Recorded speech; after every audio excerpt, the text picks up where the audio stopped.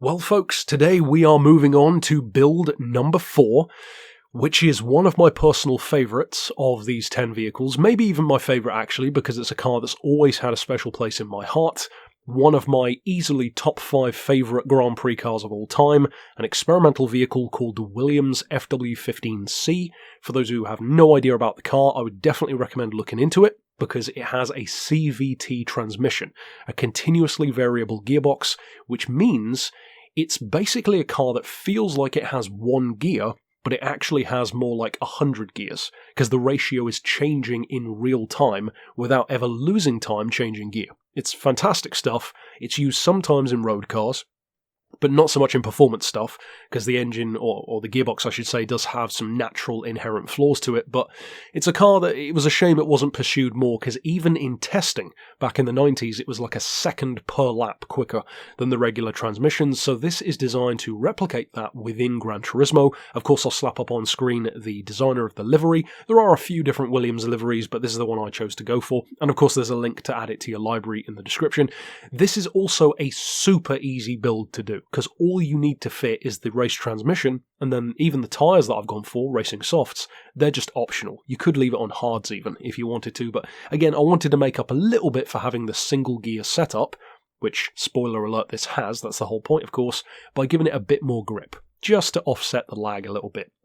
Now, of course, you can never, by definition, replicate a CVT using just a single ratio from a normal gearbox. That's just not how it works. So, of course, this is not a one-to-one representation, far from it, but I did want to build it to give you guys an idea of what this kind of technology feels like in just a fraction of a sense. So what kind of driving experience this CVT F1 car would be like in the game. So, racing softs are fitted, as I said. For those who are curious why I used the F1500 instead of the McLaren, there are 2 reasons.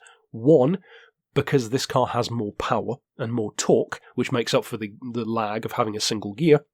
But also, more importantly, it's a car that you can buy any time for a way lower price, so it just makes the tune more accessible so that more of you can enjoy it. And technically, you don't even need to buy the car because you can win it from the license tests, as I recall. I believe it was the licenses, not the missions. But yeah, so if we jump to the suspension, we've got the ride height on 50, then 6 on anti-roll, 36 for the compression, 42 on the expansion, then 4.5 for the frequency. I've got 2 degrees of camber. I've towed it in 20 on the rear with no tow on the front, and as far as the handling goes, pretty much do whatever you want, because, you know, Formula cars are so tunable, and they change so much depending on what you do. If you already know a handling tune that works for you better than this, absolutely just go for that. You know, there's no issue there at all. This tune's all about the gearbox anyway. So, of course, as far as the diff, I've gone for 15, 30 and 45, as you can see. Once again, you don't need to stick to that, though. We'll get to the gearbox in just a second, because it's the main thing. As far as the downforce, I've gone for the highest, again, just to make up a little bit for the gearbox lag by giving it as much grip as it can get. So what it lacks in low-end acceleration, it can make up for in cornering speeds. Again, lower it if you want to, though. You don't really need the ballast or power restrictor. I haven't fitted anyway, but you don't need to use it for the build. And as far as the gearbox, of course, you do want your race transmission. As you can see, it's set up as a 2-speed. I'll get to why in a second, because what we've done, you will need to use basically the gearbox glitch to accomplish this. Fit the race transmission, set your auto setting all the way up to 800 kilometers, then go into manual adjustment, go into first gear and take it all the way to the left, then go to second gear, take that down, then if you return to first gear, you'll now be able to take it even lower. As I recall, you may need to go, down through third, fourth, fifth to make it even more exaggerated, but eventually it will allow you to push those gears far enough to get 2.143 for first, and then more importantly, 1.8 for second, because for this tune, and to drive this car in the way that I've intended, you want to use the manual gearbox, put it in second gear, and just leave it there. That gives you the representation, and with that, in second gear, you can do 0 to 200 miles an hour.